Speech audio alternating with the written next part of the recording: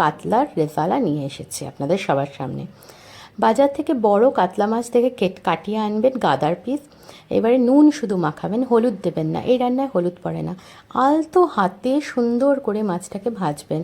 মাছ কিন্তু বেশি ভাজবেন না, লাল লাল করে ভাজবেন না, মাছ বেশি ভাজলে ছাবড়া হয়ে যায়। এরপরে আমরা দুটো মাছ ভাজার পরে মা সেখানে গোটা গরম মশলা দিল, ফোড়নে এলাচ, লবঙ্গ আর দারচিনি দিয়ে মাছ দুটিকে ওটার মধ্যেই দিয়ে দিচ্ছে মা।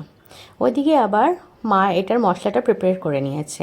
পোস্ত, কাজু বাদাম, কাঁচা লঙ্কা, গোটা এলাচ আর অল্প ছোট্ট একটা পেঁয়াজ দিয়েছিল।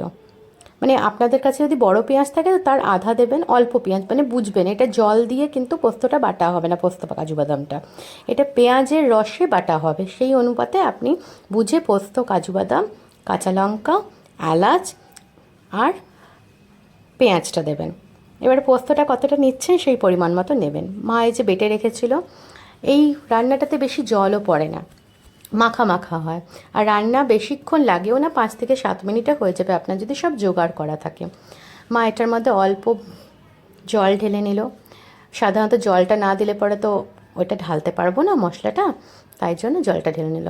আগে মা কাকিমা আমরা দেখতাম, মা কাকিমা শাশুড়ি মাদের আমি দেখেছি, আমার মাকে তো আমি দেখিয়েছি ছোটোবেলায়, শিলনোড়ায় মশলা পিষে নিয়ে শিলনোড়াতে আবার জল দেওয়া হতো, জল দিয়ে মা হাত দিয়ে কাচিয়ে কাচিয়ে ওই জলটা নিত, জলটা নিয়ে ঢালতো। সেম প্রসিডিওর আজকের ডেটে সব গ্যাজেট হয়ে গেছে, গ্যাজেট ছাড়া আমরা চলতে পারি না। আজকের ডেটে শিলনোড়া আছে কিন্তু তুলে রাখা আছে, তাই মা কী করছে এখানে মশলার বাটিতেই জল দিয়ে বাটি ধোয়া জলটা দেবে। আসলে কি হয়, বাটি ধোয়া জল দেওয়া, দেখুন মানুষে বলে ভালোবাসা মেশানো থাকে, এটা সত্যই, মায়ের হাতের ভালোবাসা এখানেই মেশানো আছে। কিন্তু আরেকটা কথাও আছে, কেন আমরা কোনো জিনিস ওয়েস্ট করব? আজকের যা ইকোনমিক কন্ডিশন আমাদের দেশে, আমাদের সব কিছু সামলে চলতে হবে, আর এতটা মশলা ফেলা উচিত না। তাই জন্য মা সুন্দর করে ঝাঁকিয়ে নিচ্ছে, ঝাঁকিয়ে নিয়ে যেটুকু সাইডে লেগেছিল বাটি ধুয়ে, ওই মশলার বাটি ধুয়ে জলটা দিয়ে দেবে, দিয়ে তারপরে রান্নার মধ্যে পরিমাণ মতো যা যা লাগবে সেই উপকরণগুলো দেবে। এই রান্নায় আরেকটা জিনিস, আপনারা টমেটো কিন্তু পড়ে না, তাই ও টমেটোটা কোনোভাবেই দেবেন না।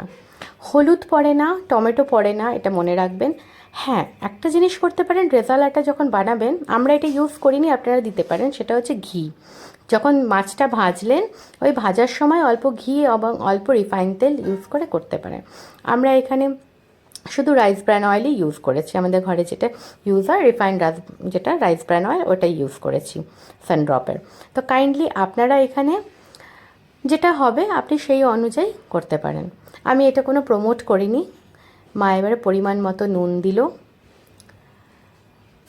নুন কিন্তু বুঝে দেবেন, তার কারণ হচ্ছে নুন কিন্তু মাছ ভাজার সময় দেওয়া হয়েছিল, বেশি নুন দিলে পরে কিন্তু নোনতা নোনতা হয়ে যাবে, তখন কিন্তু ভালো লাগবে না, তো নুনটা বুঝে দেবেন। চিনিটা অল্প দেবেন, তারপরে মা চিনি দিল, চিনিটা অল্প দেবেন, বুঝে দেবেন। দেখুন কতক্ষণই লাগলো, রান্নাটা করতে আর সময় লাগে না। নুন চিনি দেওয়ার পরে খানিকক্ষণ ফুটে একেবারে ওটা কমে যাবে, যখন আপনি দেখবেন মাখো মাখো তখন নামিয়ে নেবেন। মাছগুলোর পিসগুলো দেখছেন, খুন্তিটা কতটুকু আর মাছের পিসগুলো কত বড়। আমাদের রেজালা তৈরি, আপনারা এনজয় করুন, বাড়িতে বানান আর আমাকে শেয়ার করবেন।